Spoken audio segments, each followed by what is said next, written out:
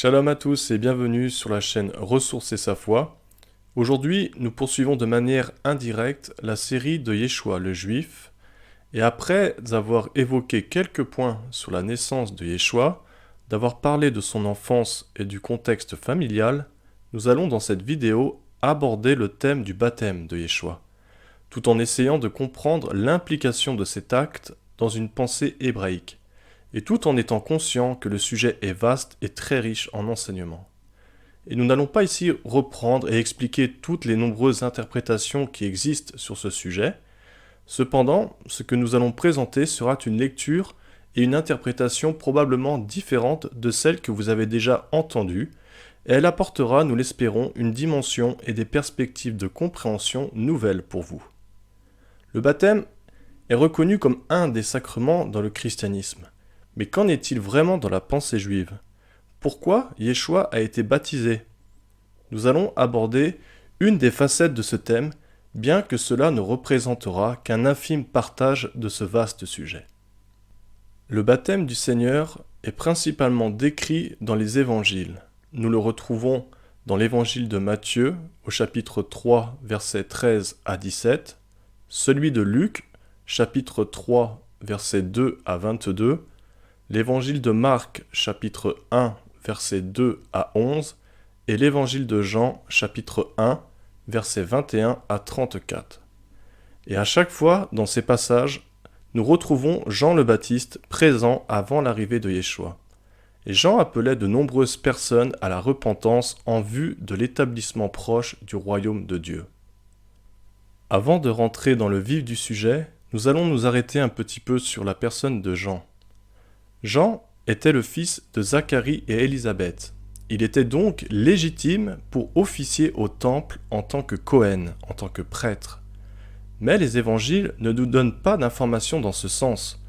Au contraire, ils nous disent qu'il prêchait dans le désert, en dehors du système sacerdotal de Jérusalem, et qu'il était vêtu d'un vêtement de poil de chameau, d'une ceinture de cuir autour des reins, et que sa nourriture était constituée entre autres de sauterelles et de miel sauvage. Nous sommes donc assez loin de l'image du Cohen qui était habillé d'une tunique avec une ceinture blanche, des caleçons de lin et d'un turban de la même couleur. Cependant, l'évangile de Luc annonce Jean par une phrase typique présentant les prophètes. Il nous est dit dans Luc 3 verset 2 « Sous le pontificat d'Anne et Caïphe, la parole de Dieu fut adressée à Jean, fils de Zacharie, dans le désert. » Et c'est exactement ce même genre de formule que nous retrouvons avec d'autres prophètes. Par exemple, avec Jérémie ou Ézéchiel, où il nous est dit dans les deux cas « La parole de l'Éternel me fut adressée ». Il est également clairement sous-entendu à son sujet qu'il était considéré comme un prophète. Par exemple, nous voyons cela dans l'évangile de Matthieu au chapitre 11, versets 9 à 11. « Qu'êtes-vous donc allé voir? Un prophète? Oui, vous dis-je, et plus qu'un prophète, car c'est celui dont il est écrit « Voici, j'envoie mon messager devant ta face pour préparer ton chemin devant toi. Je vous le dis en vérité, parmi ceux qui sont nés de femmes, il n'en a point paru de plus grand que Jean-Baptiste. » Ainsi donc, Jean était considéré comme un prophète de l'Éternel. Et c'est pourquoi il ne nous est pas dit « quelques personnes vinrent à Jean », mais il nous est dit « une multitude vint à Jean ». Et d'ailleurs, même des pharisiens étaient venus pour vraiment considérer si Jean était un prophète ou non. Et justement, ces mêmes pharisiens vont nous aider à comprendre et à observer que le baptême était quelque chose de connu à l'époque du Second Temple, parce qu'ils vont poser une question précise à Jean. On le voit dans l'évangile de Jean au chapitre 1, verset 25, il lui demande « Pourquoi donc baptises-tu, si tu n'es pas le Christ, donc le Messie, ni Élie, ni le prophète ?» Et ce qui est intéressant ici, c'est que la question, elle ne porte pas uniquement sur le fait de baptiser, mais plutôt sur l'identité de celui qui appelle au baptême.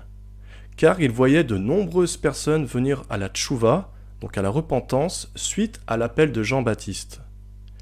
Et il est en effet connu dans la tradition juive qu'Éliaou, donc Élie le prophète, qu'il viendra juste avant la venue du Mashiach. Cela, on le voit dans le Talmud, où il nous est dit « Voici que je vous enverrai Élie, le prophète, avant que le jour de l'Éternel arrive, ce jour grand et redoutable, il ramènera le cœur des pères à leurs enfants et le cœur des enfants à leurs pères. » Et ce verset, il est utilisé par les sages pour enseigner qu'Élie arrivera la veille de la venue du Messie, donc c'est-à-dire avant la venue du Messie.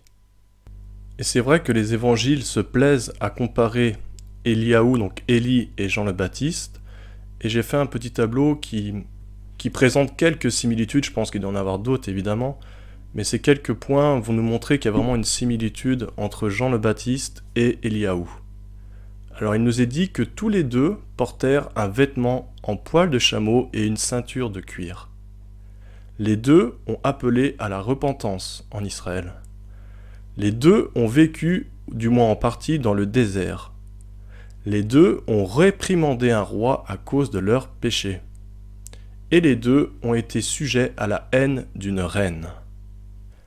Quoi qu'il en soit, Jean prêchait un baptême de repentance pour la rémission des péchés. Mais avant d'aller plus loin, il est important de comprendre ou de rappeler que le baptême ou une immersion n'est pas ce qui va expier le péché. C'est la tchouva, c'est la repentance qui va permettre d'enclencher le processus d'expiation. Par exemple, dans le même ordre d'idées, le fait d'apporter un sacrifice expiatoire au temple sans repentance n'avait aucune valeur. L'expiation dépendait de l'attitude du pécheur qui souhaitait se séparer du péché. Et c'est dans ce sens que Pierre définit le baptême comme un engagement, une volonté de se détourner de ses mauvaises voies et de revenir pleinement à Dieu. Comme il est dit dans 1 Pierre 3, verset 21, « Cette eau était une figure du baptême qui n'est pas la purification des souillures du corps, mais l'engagement d'une bonne conscience envers Dieu. » Et sans rentrer dans tous les détails de l'immersion dans le judaïsme, il s'agit d'un concept qui est bien connu notamment dans le système lévitique, dans tout ce qui touche à l'aspect de la purification rituelle. Par exemple, une femme qui a eu ses menstruations devra passer, et doit toujours à l'heure actuelle, passer par une immersion totale dans un bain rituel, ce qu'on nomme mikvé. Après un accouchement aussi, une femme doit également s'immerger. D'autres cas, après avoir malencontreusement consommé une bête morte ou déchirée, on devait s'immerger, ou alors suite au contact avec un mort. Il y a encore beaucoup d'exemples. Mais donc, le baptême n'est pas quelque chose de propre au christianisme ou de nouveau. C'est quelque chose qui est très connu, qui est reconnu dans le judaïsme, et ça de toute époque. Et nous savons souvent, dans le christianisme, l'image que le baptisé est dans une robe blanche, debout dans l'eau, les bras croisés, et que le pasteur ou la personne qui émerge va faire plonger cette dernière dans l'eau et la faire ressortir. Et il s'agit d'une référence à la mort du baptisé dans les eaux et à sa résurrection avec Christ. En soi, ce n'est pas une mauvaise image. Mais dans le judaïsme, toutefois, ça se passe différemment. La personne, elle s'immerge elle-même. Personne ne la touche ou vient au contact d'elle.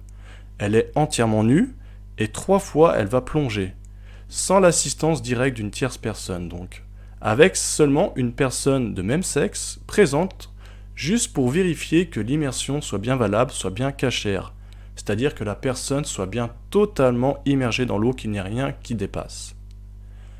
La personne qui veut s'immerger descend alors entièrement dans l'eau, et selon certaines coutumes, elle peut même adopter une position semblable ou identique à celle d'un fœtus, et l'eau symbolisant le liquide amniotique. Et on reconnaît ici une partie du concept de la nouvelle naissance.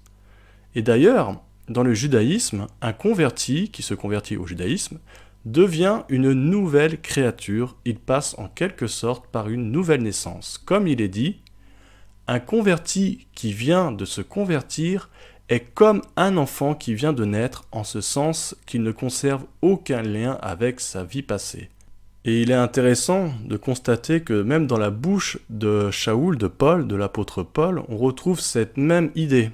Il nous est dit en 2 Corinthiens 5, 17, « Si quelqu'un est en Christ, donc est converti à Christ, il est une nouvelle créature. Les choses anciennes sont passées, voici toutes choses sont devenues nouvelles. » En soi, même si le baptême, donc la tvila en hébreu, n'a pas de valeur expiatoire, il implique tout de même dans certains cas un changement majeur chez une personne désireuse de se repentir.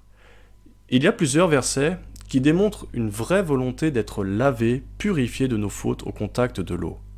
Par exemple, il est dit dans le psaume 51, « Lave-moi complètement de mon iniquité, et purifie-moi de mon péché, car je reconnais mes transgressions, et mon péché est constamment devant moi. » De même dans Ésaïe 1,16, « Lavez-vous, purifiez-vous, ôtez de devant mes yeux la méchanceté de vos actions, cessez de faire le mal. » Et comme vu tout à l'heure, c'est dans ce sens que Pierre définit le baptême comme un engagement, une volonté de se détourner de ses mauvaises voies et de revenir pleinement à Dieu. Ainsi donc, comme nous l'avons déjà dit, le baptême n'est pas un nouveau sacrement. L'immersion était déjà connue, et j'ai cette citation que j'ai reprise du livre, même s'il est apocryphe, je trouve qu'elle est intéressante, du livre de Judith, où il est dit « La nuit, elle se rendait dans le ravin de Béthouli et se baignait à la source où se trouvait le poste de garde. » Donc elle s'immergeait. Et quand elle remontait, elle priait le Seigneur Dieu d'Israël d'orienter son chemin pour le relèvement des fils de son peuple. Et une fois rentrée, elle demeurait dans sa tente en état de pureté jusqu'à ce qu'on lui apporte sa nourriture le soir. Mais au-delà de la notion de pureté rituelle, de nombreux juifs venaient à Jean-Baptiste dans une attitude de réelle repentance, et l'acte du baptême était le reflet externe de leur motivation. Et c'est pourquoi Jean appelait les juifs à la tchouva, à la repentance avant l'immersion, pour préparer le peuple, car pour lui, pour Jean, il était clair que la rédemption était proche. Vous savez, il dit souvent « le royaume des cieux est proche ». D'ailleurs, comme l'ange l'avait prédit à Zacharie, donc le père de Jean-Baptiste, il lui a dit « Il, donc Jean le Baptiste, ramènera plusieurs des fils d'Israël au Seigneur, leur Dieu. Il marchera devant Dieu avec l'esprit et la puissance d'Élie. » Tiens, on retrouve Élie encore. « Pour ramener les cœurs des pères vers les enfants et les rebelles à la sagesse des justes, afin de préparer au Seigneur un peuple bien disposé. » Et cela va continuer, parce que après que Zacharie ait retrouvé donc le don de parole, après la naissance de Jean-Baptiste, il va se mettre à prophétiser en ces termes « Et toi, donc Jean, petit enfant, tu seras appelé prophète. » Donc on le voit, Zacharie avait déjà prophétisé que son fils lui-même deviendra prophète. « Tu seras appelé prophète du Très-Haut, car tu marcheras devant la face du Seigneur, pour préparer ses voies, afin de donner à son peuple la connaissance du salut par le pardon de ses péchés. » Et Jean, en plus de son statut de prophète et de son appel à préparer la voie du Seigneur, il désirait encore plus accélérer la délivrance, comme il est dit « Mais il viendra en Rédempteur pour Sion, et pour les pécheurs repentants de Jacob, telle est la promesse de l'Éternel. » Et le Talmud, il va commenter sur ce verset d'Ésaïe, et il va dire « Rabbi Yonatan a dit, grande est la repentance, qui hâte la rédemption. Comme il est dit, et un Rédempteur viendra à Sion et à ceux qui se repentent de leurs transgressions en Jacob. » Quelle est la raison pour laquelle un Rédempteur viendra à Sion? Donc le Rédempteur, on parle du Mashiach. C'est parce qu'il y a ceux qui se repentent de la transgression en Jacob. Autrement dit, ce qui est en train de nous dire Rabbi Yonatan, c'est que plus la repentance va devenir grande et va s'accélérer, plus la venue du Mashiach sera susceptible de venir rapidement. Et Jean savait aussi, en tant que prophète, que celui qui vient après moi est plus puissant que moi, donc dans Matthieu 3,11, donc il est plus puissant celui qui vient après lui, donc c'est-à-dire qu'il est plus haut en stature, à savoir le Messie, qui est l'agent de Dieu par laquelle passera la rédemption. Et un des rôles de Jean était donc également d'annoncer le Mashiach et de le reconnaître comme tel, à l'image de ce qui avait déjà eu lieu avec l'onction de Saül et de David par la main du prophète Samuel. Bien que l'on sait que physiquement parlant, Yeshua n'a pas été oint d'huile par un prophète qui l'a déclaré roi. Mais ça, ce sera peut-être le sujet, si Dieu veut, d'une prochaine étude. Ainsi donc, la tchouva, la repentance, est susceptible de hâter la rédemption. Et c'est d'ailleurs l'un des messages principaux de l'Évangile, que ce soit Jean le Baptiste ou Yeshua, tous deux appelaient à la repentance. À présent, nous allons parler du baptême de Yeshua. Les évangiles nous relatent que Yeshua est venu de Galilée pour se faire immerger par Jean. Dans Matthieu chapitre 3, versets 13 à 17, il nous est dit « Alors Jésus vint de la Galilée au Jourdain vers Jean, pour être baptisé par lui. Mais Jean s'y opposait en disant « C'est moi qui ai besoin d'être baptisé par toi, et toi tu viens à moi ?» Jésus lui répondit « Laisse faire maintenant, car il est convenable que nous accomplissions ainsi tout ce qui est juste. » Et Jean ne lui résista plus. Et dès que Jésus eut été baptisé, il sortit de l'eau, et voici, les cieux s'ouvrirent, et il vit l'Esprit de Dieu descendre comme une colombe et venir sur lui. Et voici, une voix fit entendre des cieux ces paroles. « Celui-ci est mon Fils bien-aimé, en qui j'ai mis toute mon affection. » Cependant, une question légitime survient, et vous avez déjà dû vous la poser cette question. Mais pourquoi Yeshua s'est fait baptiser? Il nous est pourtant dit que il n'y a point en lui de péché, lui qui n'a point commis de péché, et dans la bouche duquel il ne s'est point trouvé de fraude. Et il a été tenté comme nous en toutes choses, sans commettre de péché.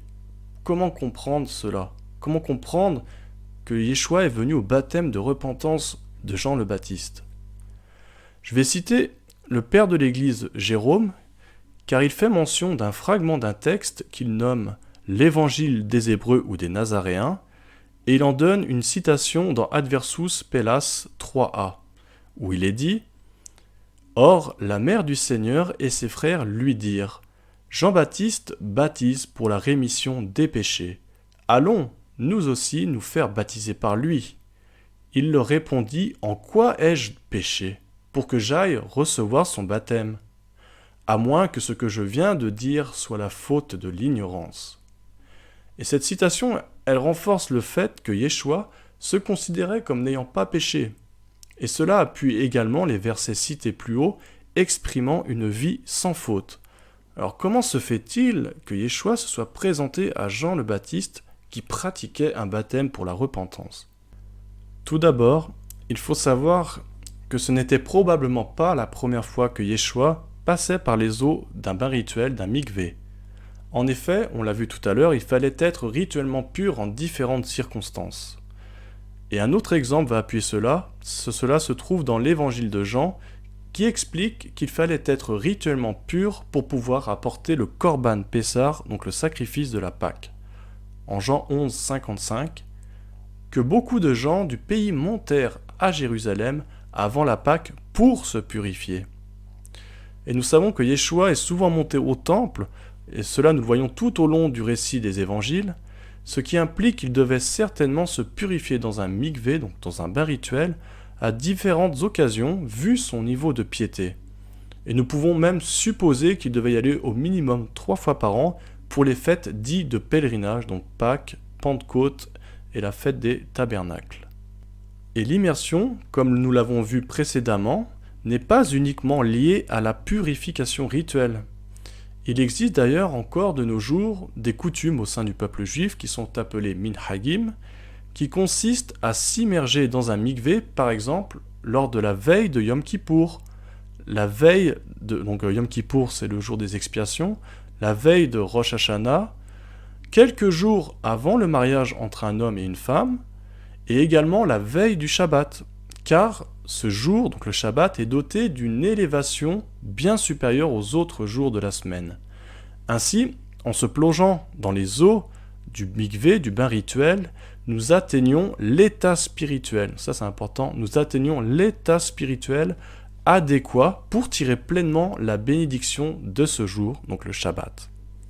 Et pour aller au-delà d'une, entre guillemets, simple compréhension qui serait liée à une purification rituelle en lien avec une immersion, je vais vous citer plusieurs exemples du livre de Rav Aryeh Kaplan qui s'appelle Les eaux d'Éden, le mystère du mikvé, que je vous recommande, il est super intéressant.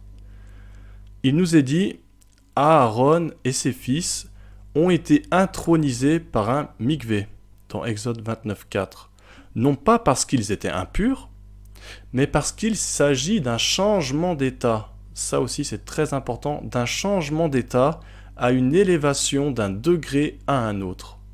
Aaron et ses fils n'étaient en rien différents des autres Hébreux jusqu'à ce qu'ils deviennent des Kohanim, donc des prêtres, en changeant donc de statut. Et ils ont dû donc passer par un mikvé, un bain rituel. Donc on voit que c'est pas lié simplement à la souillure, on va dire rituelle, à l'impureté rituelle. De même, autre exemple, le Kohen Gadol, donc le grand prêtre, le grand sacrificateur, lors du service du jour des expiations, donc de Yom Kippour, le grand prêtre pénétrait 2 fois dans le Saint des Saints. Il devait donc changer plusieurs fois de vêtements et plonger à chaque fois dans un mikvé. Mais or, le Kohen Gadol n'avait alors aucune impureté nécessitant de telles immersions. Sinon, il n'aura pas pu officier le jour de Yom Kippour. Le changement de vêtements symbolisait en fait le passage d'un état à un autre, lui permettant l'accès au Saint des Saints, et l'immersion au mikvé en était la condition préalable. Et cela rejoint ce que nous avons vu aussi tout à l'heure. Lorsqu'une personne se convertit donc au judaïsme, elle passe en quelque part, elle change de statut. Elle passe du statut de non-converti à celui de converti au peuple d'Israël. Donc on voit qu'il y a un changement d'état aussi dans les deux cas. Et pour encore appuyer plus le fait que l'immersion n'est pas qu'un simple, entre guillemets, lavage de souillure, le Talmud nous enseigne qu'à l'époque du Temple, les prêtres qui souhaitaient entrer au plus proche de la maison de Dieu devaient avant toute chose se tremper une nouvelle fois dans le mikvé. Comme il est dit, une personne n'entre pas dans la cour du temple pour le service du temple, même si elle est pure, jusqu'à ce qu'elle s'immerge. Donc waouh, cette citation elle est super intéressante parce que elle nous informe sur le fait qu'un mikvé, donc une tvila, donc une immersion, est pratiquée même si une personne est rituellement pure avant d'entrer dans le parvis du temple. Et nous l'avons vu précédemment avec l'exemple du Kohen Gadol lors de Yom Kippour. Et le site Chabad va nous en donner une raison. Ils nous disent « Celui qui était rituellement pur devait également se tremper dans un mikvé, donc dans un bain rituel, pour se hisser à un niveau de spiritualité ou de sainteté supérieure. » Il est donc clair que le but du mikvé est d'ajouter des niveaux supérieurs de sainteté. Et dans un sens profond, comme on l'a vu, il est également lié à un changement d'état, comme lors d'une conversion au judaïsme, et non exclusivement ou simplement de nous débarrasser d'une impureté rituelle. Et ce détail, concernant l'immersion d'une personne qui est rituellement pure, va nous aider à mieux comprendre une des raisons du baptême de Yeshua. Et pour ce faire, nous allons explorer le thème de l'annulation de soi. Et pour cela, on va s'appuyer sur la Kabbale et la Chassidut, qui nous expliquent que le mot hébreu pour immersion, donc tvila, est composé des mêmes lettres que le mot hébreu abitul, l'annulation, ou plutôt l'acte d'auto-annulation. En d'autres termes, et avec l'aide de cette correspondance des lettres des différents mots, l'acte physique de s'immerger dans l'eau implique l'auto-annulation de l'homme et son obéissance à Dieu. Et on continue avec le Rabbi Shneur Zalman de Liozna, qui est le fondateur du mouvement Lubavitch, qui déclare « Par l'immersion dans un mikvé, une personne s'annule entièrement ».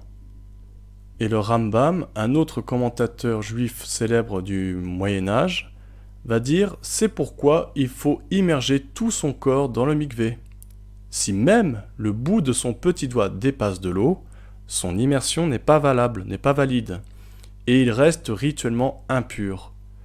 Et la raison pour laquelle un homme doit être entièrement immergé dans l'eau du mikvé pour que son mikvé soit valable, c'est que l'annulation de l'individu envers Dieu doit être totale et absolue. C'est une manière métaphorique. Chaque partie de lui, même le plus petit aspect, donc comme on l'a vu dans l'exemple le plus petit doigt, doit être entièrement immergé dans l'eau, c'est-à-dire entièrement annulé pour Dieu. Et dans le même ordre d'idées, donc le Maharal de Prague, un autre grand rabbin, explique un des niveaux du concept d'annulation de soi qui se nomme le bitul hayesh, l'annulation d'existence, en disant que cela revient à une annulation de la personnalité devant la grandeur de Dieu. Et c'est pourquoi, si un homme veut découvrir en lui la lumière divine, il doit s'annuler. Tant que je suis moi, je ne peux pas recevoir la lumière de Dieu, car le moi y fait écran. Je pense qu'il est nécessaire de s'arrêter sur ce thème, sur ce principe, ce concept de bitul, donc d'annulation de soi-même, pour bien comprendre la suite de la démonstration. Et vous allez voir que bien que peut-être que j'expose plusieurs thèmes qui sont peut-être nouveaux pour vous, même si je sais que ça fait beaucoup, mais vous allez voir qu'au fur et à mesure, les pièces du puzzle vont s'emboîter. Et là, on a vu déjà beaucoup de notions, notamment celle du changement de statut, qui peut être lié au baptême, à l'immersion. On a vu que ça pouvait amener des couches, des niveaux de sainteté supérieurs. Et on a vu aussi qu'il y a un lien donc avec l'annulation de soi. À présent, nous allons aborder le thème de la tchouva, de la repentance. Même si ce terme, en hébreu, tchouva, a une connotation plus profonde que la simple repentance. Ce n'est pas juste le regret ou la confession. Cela dépasse vraiment ce sens, cette définition. Et le terme lachouv veut dire revenir, et tchouva c'est plus synonyme de faire demi-tour, de revenir pleinement à Dieu par ses paroles, par ses actes, par sa pensée. Donc c'est vraiment quelque chose de beaucoup plus fort. Et dans le judaïsme, on retrouve notamment deux concepts de teshuva importantes, celle qu'on appelle la repentance inférieure et celle que l'on pourrait traduire aussi par la repentance supérieure. Alors pour la première, on la nomme la teshuva tata'a, la repentance inférieure. C'est une repentance pour les péchés, les iniquités et les transgressions, ce qui pourrait correspondre à celle qui a été prêchée par Jean-Baptiste, où il appelait les gens à revenir à Dieu, à abandonner leurs fautes et se confesser vraiment devant lui. Quant à la deuxième, elle est nommée Teshuva Ila'a, la repentance supérieure. Celle-là, par contre, elle n'a rien à voir avec le péché, mais avec un fort désir d'une personne qui est déjà juste, de se rapprocher, donc de retourner, donc Shuva, Tshuva, la Shuv, de retourner vers l'Éternel. Elle a lieu, donc cette Teshuva Ila'a, elle a lieu lorsque l'âme retourne complètement à Hachem, donc à Dieu, et s'attache à sa source en s'effaçant, en sacrifiant son moi. Donc on voit qu'on retrouve ce terme d'annulation et de vraiment sacrifier son ego et revenir pleinement à Dieu.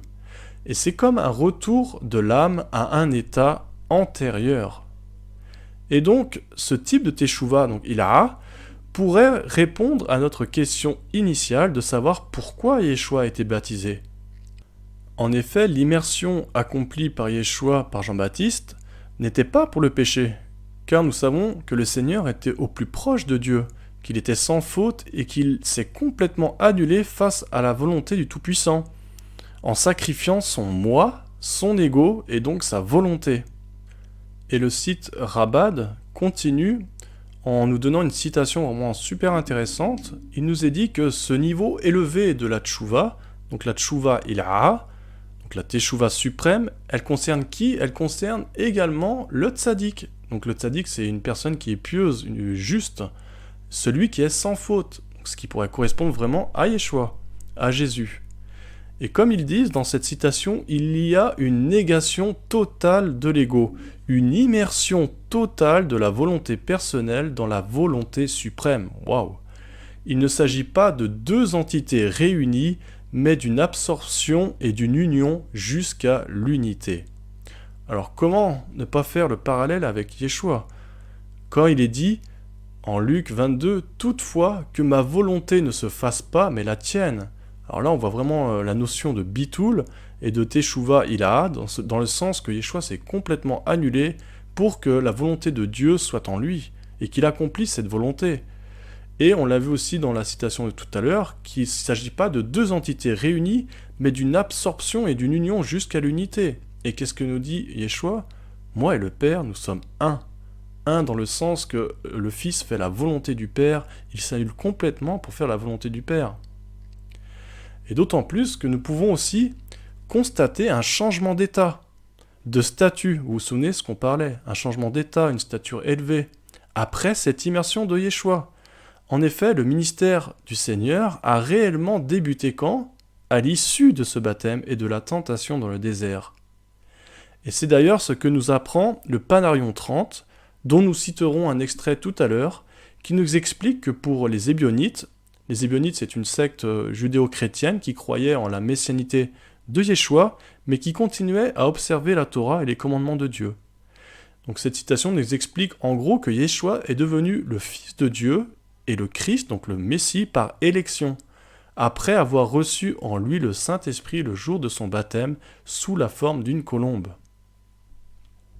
Je vais une nouvelle fois m'appuyer sur un commentaire de la tradition juive qui va nous permettre de tirer un enseignement en plus et confirmer ce que nous venons de voir.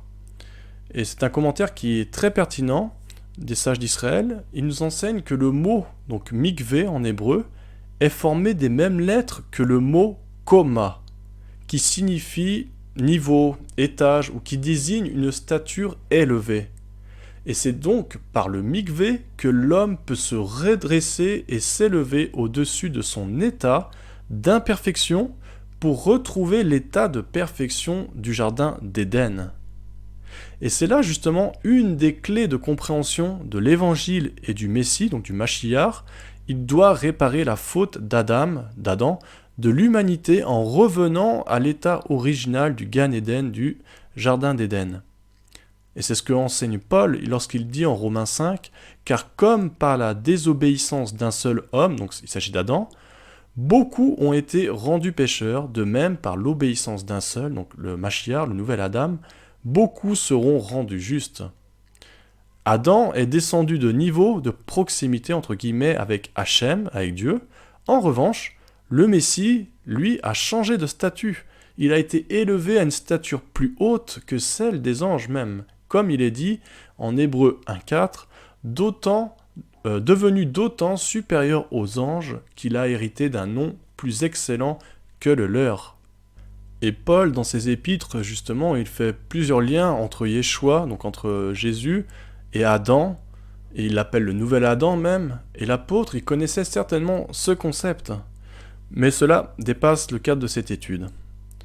Donc en tenant compte de tout ce que nous avons vu, nous pouvons alors mieux appréhender et comprendre le baptême de Yeshua. Et pour terminer cette étude, nous allons partager un dernier point et faire des parallèles entre ce que nous enseigne l'Évangile et la tradition et la mystique juive. C'est celui lorsque l'Esprit de Dieu est descendu comme une colombe sur le Maître après son immersion. Et cela va confirmer les commentaires que nous avons déjà établis précédemment. Il nous est dit en Matthieu chapitre 3, versets 13 à 17, « Dès que Jésus eut été baptisé, il sortit de l'eau. Et voici les cieux s'ouvrirent, et il vit l'Esprit de Dieu descendre comme une colombe et venir sur lui. Et voici, une voix fit entendre des cieux ces paroles. Celui-ci est mon Fils bien-aimé, en qui j'ai mis toute mon affection. » Et je vais ouvrir ici une petite parenthèse qui est nécessaire pour bien saisir la suite de mon explication.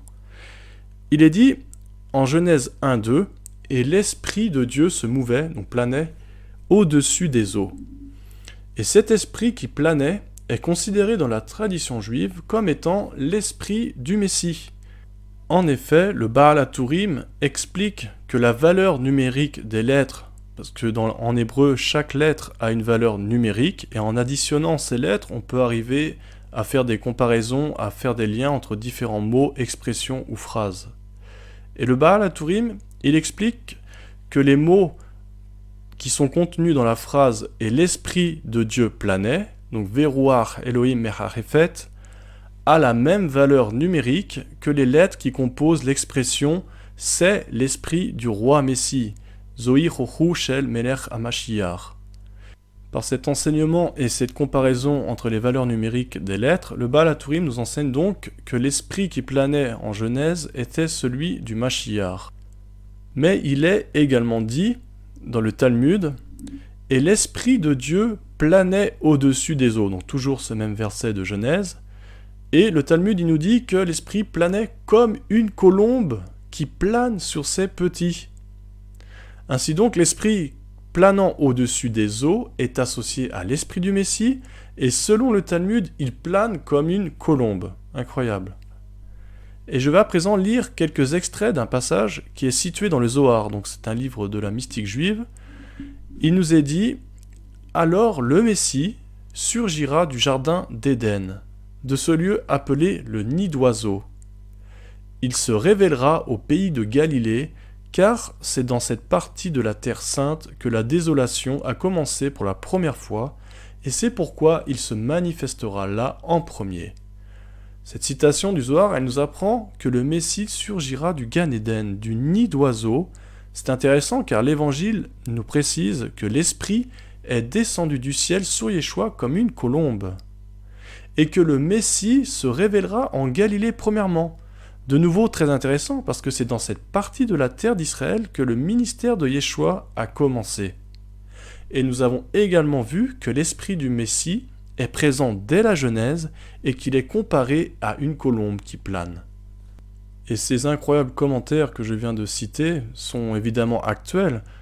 Beaucoup de rabbins, en tout cas certains, enseignent encore ces choses, et par les deux citations que je vais présenter, vous allez voir comment c'est assez incroyable et comment au final les rabbins, la tradition juive, enseignent au final l'évangile. L'évangile et la tradition juive se rejoignent sur beaucoup de points. Notamment dans cette citation du Rav Yoshiyahu Pinto, qui a été traduit par Eliyahu Cohen Solal. Alors il est dit, dans le ciel, il y a un endroit dont le nom est Kan Tzipor, donc le nid d'oiseau, c'est ce qu'on a vu tout à l'heure dans le Zohar. Dans cet endroit-là, Akadosh Baruch Hu, donc le Saint béni soit-il, conserve l'âme du Mashiach, et Akadosh Baruch Hu attend que sur terre vienne un homme qui soit suffisamment méritant, capable, avec des qualités exceptionnelles, pour lui associer cette Neshama, donc cette âme, du Mashiach qui est conservée dans cet endroit, Kan Tzipor, le nid d'oiseau. L'associer à cet homme-là, et lui, ce sera le Mashiach à ce moment-là. Et le jour où le Saint béni soit-il décidera de faire descendre cette âme-là, qui est dans le Kan Tzipor, donc le nid d'oiseau, dans cet homme-là, avec des qualités exceptionnelles, ce sera lui le Mashiach. Waouh! Ça rejoint vraiment ce qu'on a vu tout à l'heure. Et dans la même pensée, le Rav Ron Shaya, sur son site Le'ava, il donne une réponse intéressante à une question qui a été posée par un internaute et qui rejoint bien la notion de réception d'un niveau d'âme élevé qu'il nomme la Yechida. D'ailleurs, c'est intéressant parce que rien que dans l'intonation de ce mot, Yechida, on retrouve le mot Echad, on retrouve cette unité. Et c'est bien là la force du Mashiach et l'un de ses rôles. C'est l'âme suprême qui doit unifier tout le corps. Alors dans la citation du Rav Ron Shaya, en tout cas dans sa réponse à la question, il est dit « L'homme qui est potentiellement Mashiach doit être un tzaddik parfait, donc un juste parfait, qui connaît toute la Torah. Quand Dieu décidera que le moment est venu, l'âme du Mashiach qui réside dans un endroit au paradis appelé Kan Tzipor, donc le nid d'oiseau, qui est la Yechida du peuple d'Israël, le niveau d'âme le plus haut qui puisse exister et qui n'est jamais venu sur terre, descend et entre dans cet homme. » Donc tout ce que nous avons vu et présenté ressemble très fortement à ce qu'il s'est passé lors du baptême de Yeshua. Surtout en tenant compte ce que l'évangile des Ébionites, cité par Épiphane de Salamine dans son Panarion, enseigne. Il est dit « Le peuple ayant été baptisé, Jésus vint aussi se faire baptiser par Jean. Comme il remontait de l'eau, les cieux s'ouvrirent et il vit l'Esprit Saint sous la forme d'une colombe qui descendait et entrait en lui. Une voix venant du ciel dit « Tu es mon fils bien-aimé, en toi je me suis complu. » Et à nouveau, « Je t'ai engendré aujourd'hui. » Aussitôt une grande lumière éclaira tout l'endroit. Selon cet extrait, l'esprit, ou la Yechida, serait entré en Yeshua, et à partir de ce baptême, Yeshua aurait été déclaré fils de Dieu, donc Mashiach, Messie. Et c'est pourquoi cette citation continue, et à la différence des autres que l'on trouve dans nos versions originales, elle ajoute le verset 7 du psaume 2 qui parle d'engendrement qui a eu lieu à ce moment-là. Hachem, il est là aujourd'hui avec toi. Hayom, béni, Hayom, Yelideticha. Mon fils, aujourd'hui je t'ai enfanté. Hayom Yelideticha. C'est ce qu'il va dire Hachem au Mashiach. Hachem, il va dire, allez, viens maintenant, tu te révèles. Et le Mashiach, il attend depuis longtemps. Il attend depuis longtemps, depuis la création du monde, il attend. Mais Hayom, Yelideticha veut dire, aujourd'hui je t'ai enfanté. Ainsi donc, pour résumer et conclure, Yeshua est venu de Galilée pour être immergé, et il commencera son ministère dans cette région. Selon le Zohar, cette région est celle d'où sera révélé le Messie. Nous avons vu également que Jean-Baptiste a reconnu et déclaré, donc en tant que prophète, que Yeshua est l'agneau de Dieu qui ôte le péché du monde, et que le Seigneur l'a précédé, car il était avant lui. Ça, on le voit dans Jean 1, 29, 30. Mais il faut le comprendre de manière allusive, parce que nous savons que Jean-Baptiste est bien né environ 6 mois avant Yeshua, donc il ne peut pas être avant lui. Mais seulement si nous prenons en considération que l'âme du Messie, la Yechida, l'esprit du Mashiach, est présent dès la Genèse, nous comprenons mieux comment Yeshua était présent avant Jean le Baptiste. Et cette Yechida, cette âme de grand niveau, se trouve dans un lieu nommé Kan Tzipor, le nid d'oiseau, où Dieu conserve l'âme du roi Messie jusqu'au jour où un homme extraordinaire, un nouvel Adam, soit en mesure de la recevoir et de devenir le Messie.